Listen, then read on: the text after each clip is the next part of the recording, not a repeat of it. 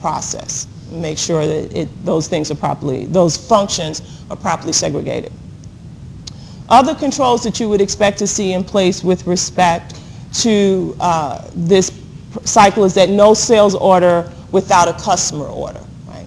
So this is a way of making sure that you're only processing orders for valid, processing sales for valid customer orders. Right? And you would also want to make sure that the order, when you process an order for a customer, that customer is a valid customer. So in other words, the customer is in the company's customer master file. You shouldn't be able to process orders for customers who are not in the customer master file, and there should be controls over adding customers to the customer master file. We already talked about the importance of credit approval. You also want to make sure that there's restricted access to inventory.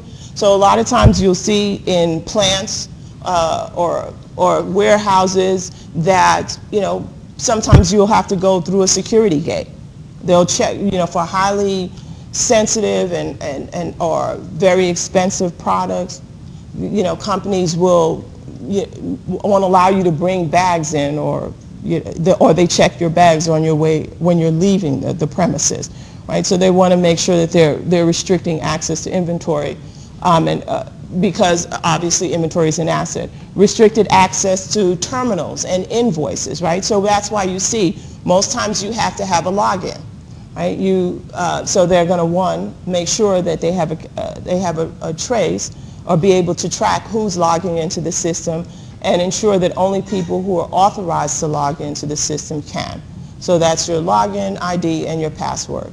Also, you want restricted access to documents, right? So you shouldn't just leave invoices out that anyone could grab a hold of an invoice and process it, right? Because that person could then take an invoice and create a situation where a fictitious customer is, or an unauthorized invoice is processed through the system.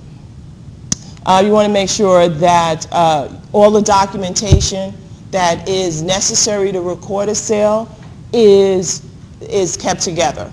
So for example, what did we say? You shouldn't record a sale without there being an accompanying bill of lading, without there being a valid order for a valid customer, right? So in that case, if as an auditor, if I'm going to test sales, I want to see, one, that there's a bill of lading.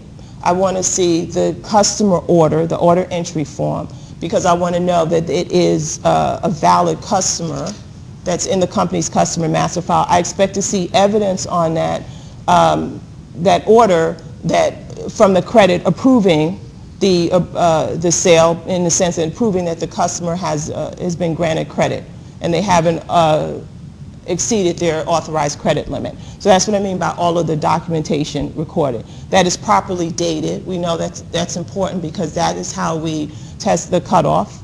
That invoices are being compared to the bill of ladings and the orders, and that's a part of just that all of the documentation to record that sale is kept together, and that the pending order file has been reviewed. So the company should be reviewing the pending order file, because a pending order suggests that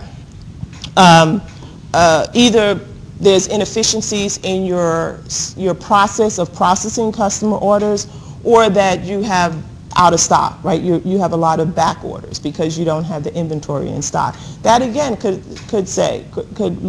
cause a red flag. Why isn't the company, why are they processing orders or taking orders for inventory if they don't have the inventory to meet the customer demand, which could cause them problems down the line with the customer? Because if you're constantly back ordering with a company, you're going to find it